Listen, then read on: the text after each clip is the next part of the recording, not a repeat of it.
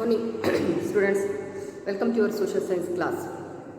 So in the previous class we discussed about Julius Caesar's Augustus. Actually we have started discussing about Greek, Roman and American civilization. In the previous class we started discussing about Roman civilization. In that we already discussed about Julius Caesar, Augustus Caesar, how they expanded their kingdom, everything. So now we are going to discuss about the contributions of Roman civilization. In that, literature, philosophy, science, art and architecture, even medical field. Okay. So first we will discuss about literature. So the Romans gave very important contribution to literature, especially the poet Virgil.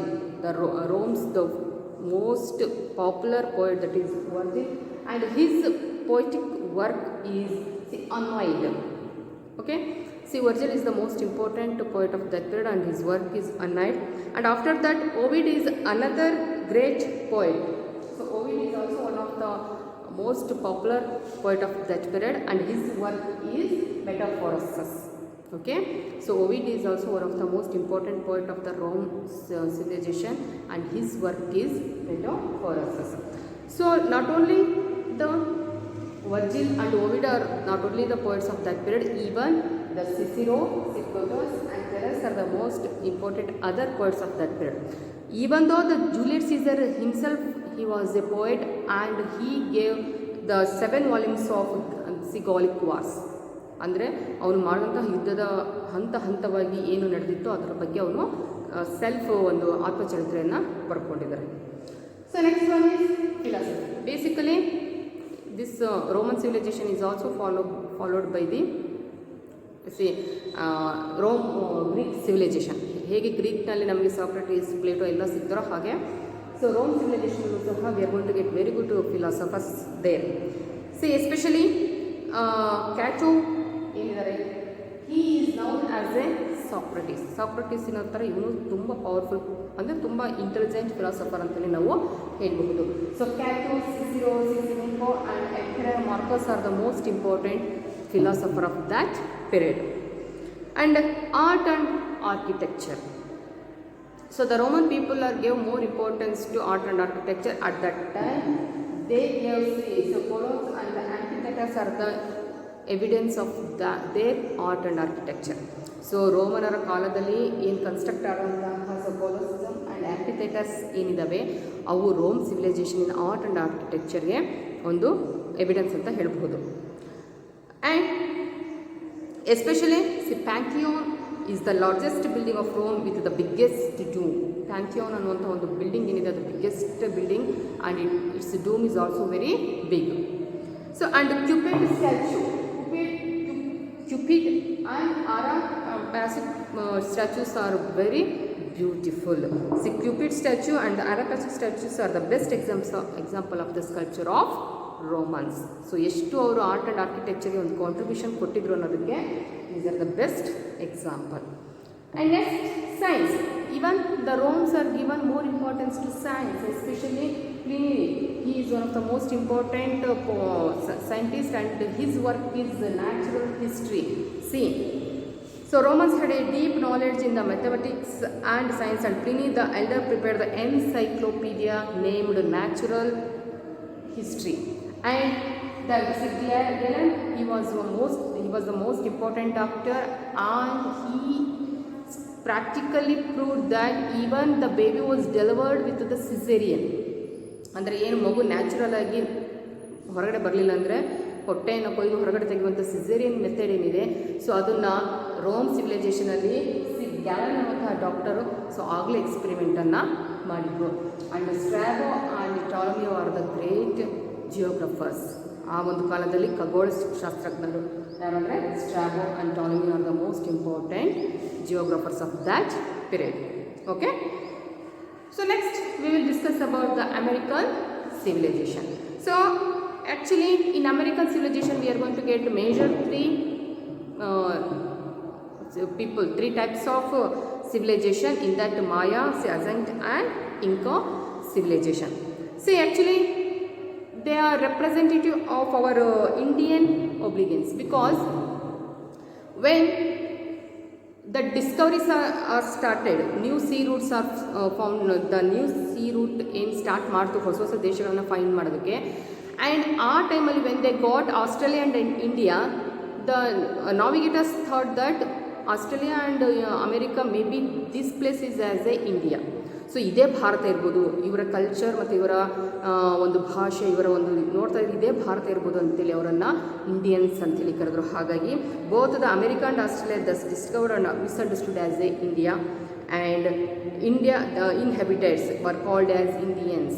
ಅವರನ್ನು Indians ಅಂತಲೇ ಕರೆದುಬಿಟ್ರು. Because ಆ ತಕ್ಷಣಕ್ಕೆ ಅಲ್ಲಿ ಹೋಗಿ ನೋಡಿದಾಗ, ಆ ಸಿವಿಲೈಸೇಷನ್ಸನ್ನು ನೋಡಿದಾಗ, ಅಮೇರಿಕಾ ಮತ್ತು ಆಸ್ಟ್ರೇಲಿಯಾದಲ್ಲಿ ಸೀ ರೂಟ್ ಮಾಡಿದಾಗ, ಸೊ ಅವರ ಒಂದು ವೇಷಭೂಷಣ, ಅವರ ಒಂದು ಕಲ್ಚರ್ ಎಲ್ಲವೂ ಸಹ ಭಾರತೀಯರಿಗೆ ರಿಸೆಂಬಲ್ ಆಗಿ ಇತ್ತು.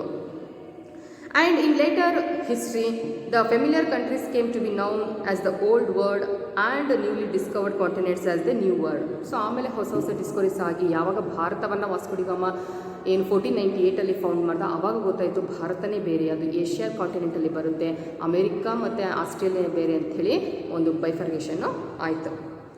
So but especially the ancient Columbian civilization of America are distinct and special like the civilization of the world, like the Egyptian and Mesopotamian and civilization, Chinese civilization.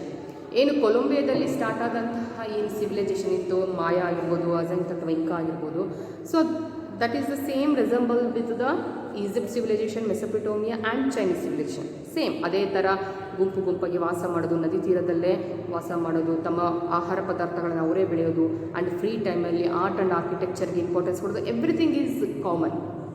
Okay, especially the American civilization people are nomadic people. See, the nomadic people, this is settled at the time of 1500 BC to 900. Especially they started the grew of maize, cereals and pulses, pepper and potato and cotton.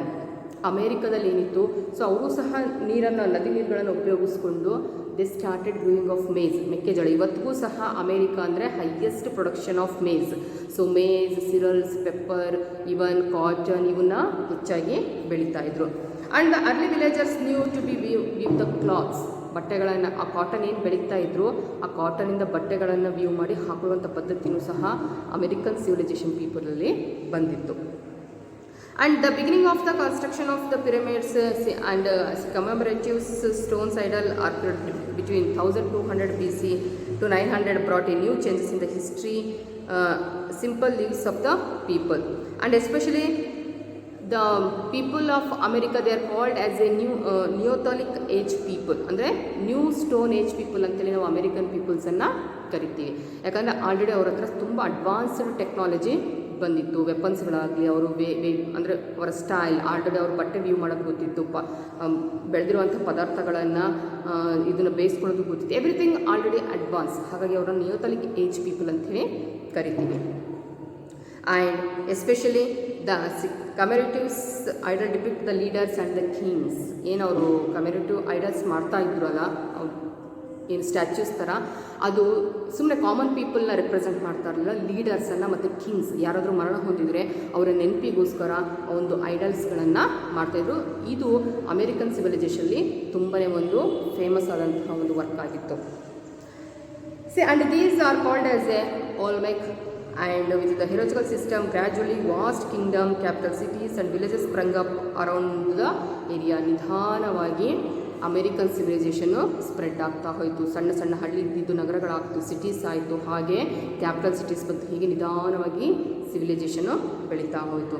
Even here the Olmec style of art was made use of. ಅದೇನು Olmec ಅಂದರೆ ಕಮ್ಯುನಿಟಿವ್ idols ಏನು ಮಾಡ್ತಾ ಇದ್ರಲ್ಲ ಕಿಂಗ್ಸ್ದು ಮತ್ತು leaders, ಅದು ಹಾಗೆ follow up ಆಯಿತು. ಆ ಓಲ್ಮೆಕ್ ಸಿಸ್ಟಮ್ ಆಫ್ ಆರ್ಟ್ ಹಾಗೆ ಮುಂದುವರಿತಾ ಬಂತು.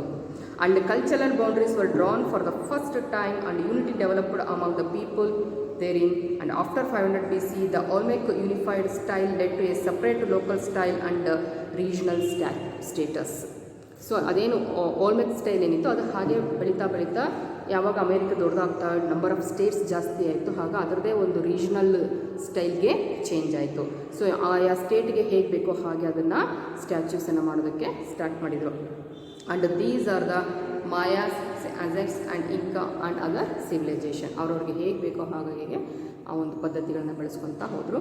So next will discuss about Maya civilisation and life of Mayas. Okay, take the points, make a note and read in your home.